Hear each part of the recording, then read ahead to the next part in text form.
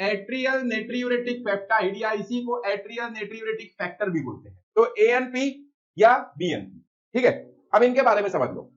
देखो, जैसे ही NaCl का लेवल जो है वो बढ़ता है, सोडियम का लेवल अगर बढ़ता है, या फिर ब्लड वॉल्यूम बढ़ता है,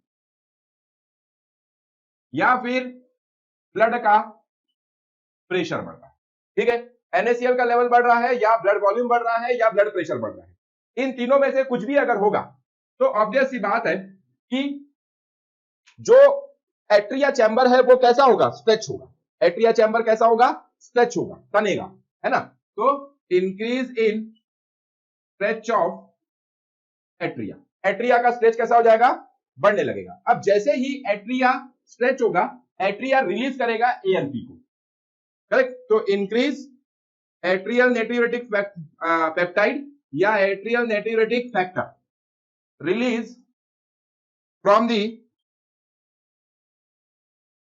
मायोकार्डियल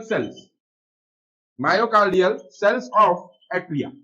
एट्रिया की मायोकार्डियल सेल्स जो है वहां से ANP और ANF जो है वो रिलीज होना शुरू हो जाएंगे। अब जैसे ही ये रिलीज होंगे, 4 एक्शंस होंगे। कितने होंगे, 4। वो चारों को मैं यहां पे, ठीक है। सबसे पहला एक्शन सप्रेशन ऑफ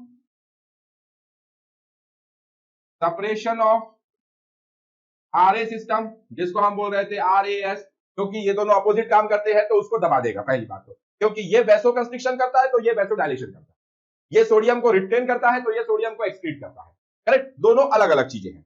देन उसके बाद दूसरा एक्शन क्या हो जाएगा, decrease in aldosterone secretion from adrenal cortex. Adrenal cortex से जो है अल्डोस्टेरॉन सिक्रीशन कम हो जाएगा।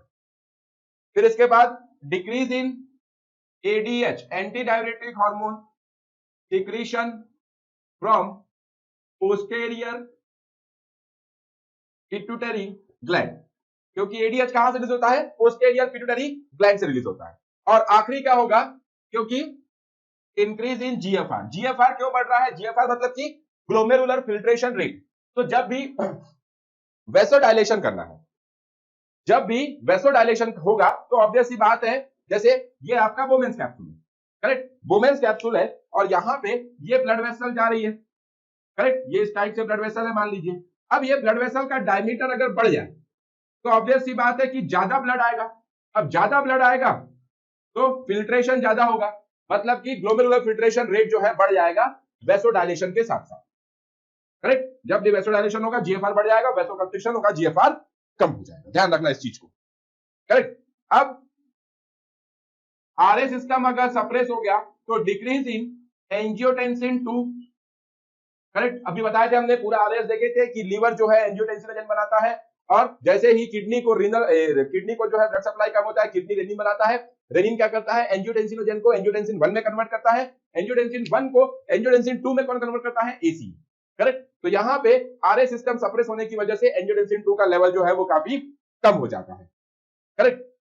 दूसरा अल्डोस्टेरॉन, ADH और GFR। अल्डोस्टेरॉन का लेवल कम हो रहा है, ADH का भी कम हो रहा है और GFR बढ़ रहा है। ये तीनों का जो नेट इफेक्ट है, ये तीनों का नेट इफेक्ट क्या हो जाएगा कि increase in urine production, correct, क्योंकि एंटी डायरेटिक हार्मोन और अल्डोस्टेरॉन ये सोडियम वाटर का रिटेंशन और रीअब्जॉर्प्शन करते हैं, और GFR बढ़ने की वजह से फिल्ट्रेशन बढ़ेगा तो यूरिन का वॉल्यूम बढ़ जाएगा, यूरिन बनना इंक्रीज हो जाएगा। तो इंक्रीज इन यूरिन वॉल्यूम और साथ में increase in water excretion, correct, है ना।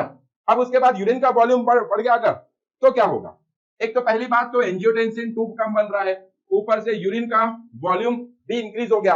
अब यूरिन का वॉल्यूम मतलब कि यूरिन में पानी ज्यादा है, यूरिन में सोडियम ज्यादा जा रहा है, तो ऑब्वियस सी बात है कि ब्लड वॉल्यूम कैसा हो जाएगा, कम हो जाएगा। समझ में आया होगा यहां तक, तो थंब दिखाना, करेक्ट। देन उसके बाद ब्लड का वॉल्यूम कम हो जाएगा तो there is a decrease in central